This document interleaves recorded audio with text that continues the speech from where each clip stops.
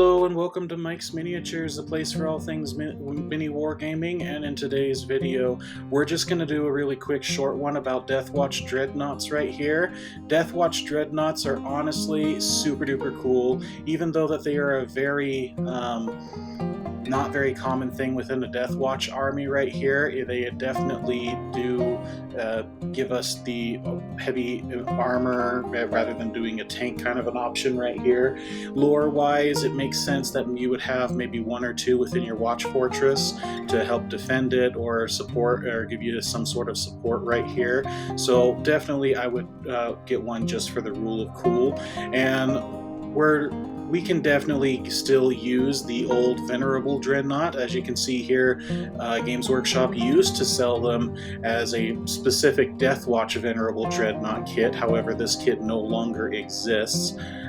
So we have to, if we wanted to, we just get any Dreadnought model with the upgrade sprue. You could have the Deathwatch insignia that you could put on banners or on tanks, and in this case also Dreadnoughts. Just put it on a different panel, whether maybe the silver arm, its shoulder version panel, have that so that you could fill out the look of the Deathwatch without all the etched in writing.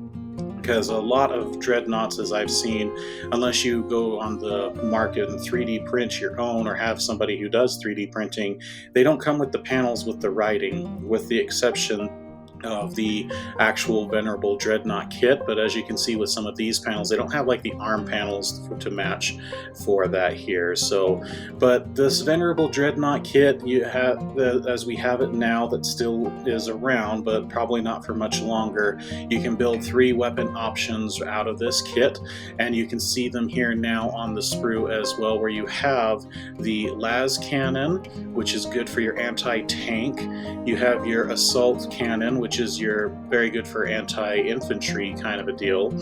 And then you have your plasma cannon, which is definitely for your anti-heavy infantry and also some anti-vehicle right here. But building this kit's super easy, from what I can tell. It's just literally with the weapon arm, changing that out and just kind of picking whether you want a bolt gun or a flamer under the power fist. Not too difficult of a build up right here.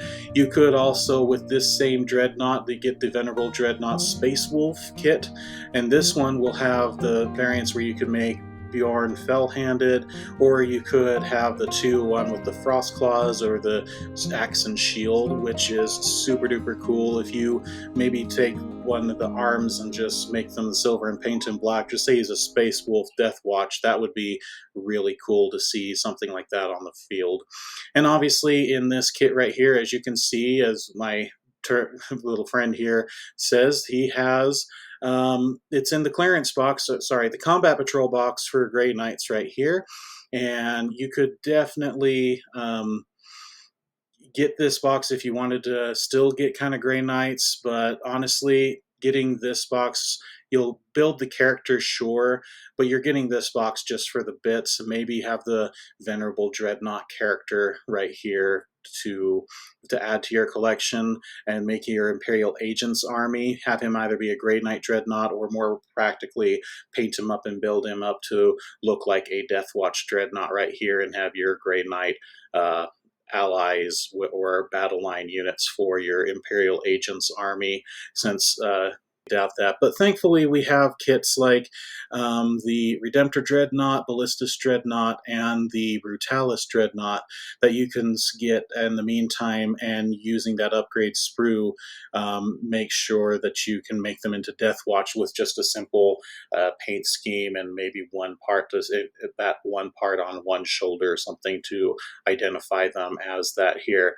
But that's basically the video. Let me know down in the comments section, which one do you like better? Do you like classic Boxknot or Primaris Dreadnought? Which one do you think looks cooler? What are your hopes of what Games Workshop will do for the Dreadnought kits? Do you think we'll probably get another one with 11th edition? Maybe a different weapon options for the Redemptor? I don't know. We'll see what happens. But until next time, guys, I've been Mike, and this is Mike's Miniatures, and bye-bye.